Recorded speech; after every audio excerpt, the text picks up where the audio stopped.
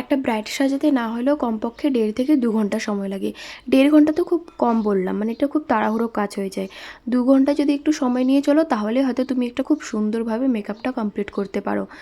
কিন্তু আমার যে এই আজকের এই ব্রাইডটার একটু মানে সময়টা একটু গন্ডগোল হয়ে গেছিলো। মানে দোষটা এদেরও বলবো না, যে এদের যে দোষ সেটাও না, দোষ অ্যাকচুয়ালি বরপক্ষের, তারাই আশীর্বাদ করতে অনেক দেরি করে আসছিলো।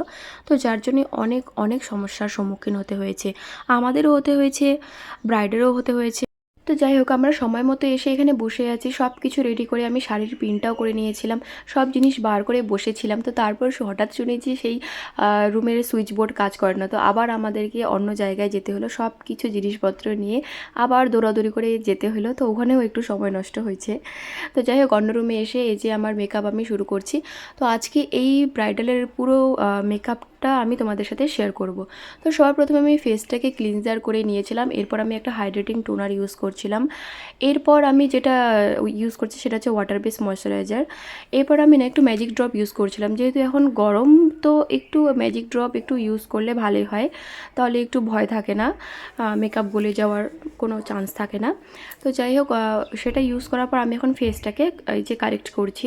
তো যেটা নর্মালি কারেক্ট হয়, অরেঞ্জ একটু কালার দিয়ে একটু কারেক্ট করে নেওয়ার পর সেটাকে আমি নিউট্রালাইজ করছিলাম একটা বেস কালার দিয়ে। আচ্ছা, এখানে আমি তোমাদের সাথে একটা টিপস শেয়ার করব। আর সেটা হচ্ছে, দেখো আমি অরেঞ্জ কালার দিয়ে কারেক্ট করার পর আমি তো বেস কালার দিয়ে দিলাম। এবার আমি পুরো ফেসটাকে, মানে পুরো বেস কালারটাকে আমি হালকা একটু পাউডার সেটিং করে নিলাম।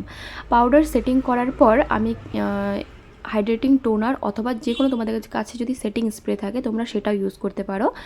তো পুরো ফেসটাকে আমি একটা সেটিং স্প্রে দিয়ে সব কিছুকে একবারে সেট করে নিলাম। এভাবে করলে কি হয় বলো তো, যেহেতু গরমকাল না, তাহলে ওই যে ঘামের ভয় থাকে না, আর বেসটাও খুব সুন্দর হয়। তো তোমরাও অবশ্যই এটা ট্রাই করবা। তো এই যে তারপর শুরু হয়ে গেলো আমার এই যে ফাউন্ডেশন। এরপর আমি ফাউন্ডেশন লাগাচ্ছি, আর ফাউন্ডেশনের মধ্যেও আমি একটু মানে 1 থেকে 2 ড্রপ আমি ম্যাজিক ড্রপ ইউজ করছিলাম। এটা কিন্তু আমার একটা এইচডি মেকআপের কাজ ছিল, তারপরেও সেটাকে আমি একটু ওয়াটার রেসিস্ট্যান্ট রাখার চেষ্টা করছি, কারণ হচ্ছে যেহেতু এখন গরমকাল, তো ভাবলাম যে একটু রিস্ক না নেওয়াই ভালো। তার জন্য আমি একটু ম্যাজিক ড্রপ ইউজ করছি, তাহলে তোমার অয়েল আর সোয়েটের ভয়টা একটু কম থাকবে। তো দেখেই নিচ্ছি আমার বেসটা আমার কমপ্লিট হওয়ার পর আমি যেটা করে যে হাইলাইট করে নিয়েছিলাম কনসিলার দিয়ে, এরপর ক্রিম কন্ট্রোলিং করছিলাম, ক্রিম ব্লাশ করছিলাম। এরপর করার পর পুরো ফেসটাকে আমি লুজ পাউডার দিয়ে আমি পুরো ফেসটাকে সেট করে নিয়েছিলাম। এরপর আই মেকআপ স্টার্ট করে দিয়েছিলাম। আর আই মেকআপটা খুবই সিম্পল রাখছি, কারণ অনেক তাড়াহুড়ো ছিল, অনেক মানে বাইরে সবাই ডাকাডাকি করছিল, তো যার জন্য খুবই সিম্পলের মধ্যে আই মেকআপটা রাখছিলাম। আর এই যে আই মেকআপের ভিডিও করতে পারি নাই, এত তাড়াহুড়া, মানে কোথায় যে মোবাইল কোথায় কি কোনো ধ্যানই ছিল না, তো আই মেকআপের ভিডিওটা করতে পারিনি।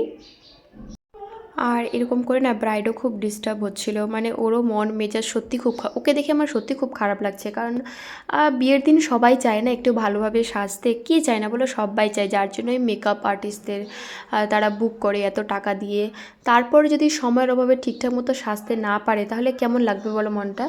মানে সত্যি কালকে ওকে দেখে আমারও একটু খারাপ লাগছিল, এত তাড়াহুড়া। তো এই যে খুব তাড়াহুড়োর মধ্যেই আমার মেকআপটা কমপ্লিট। আর তোমাদের এই লুকটা কেমন লাগছে অবশ্যই কমেন্টে জানিও।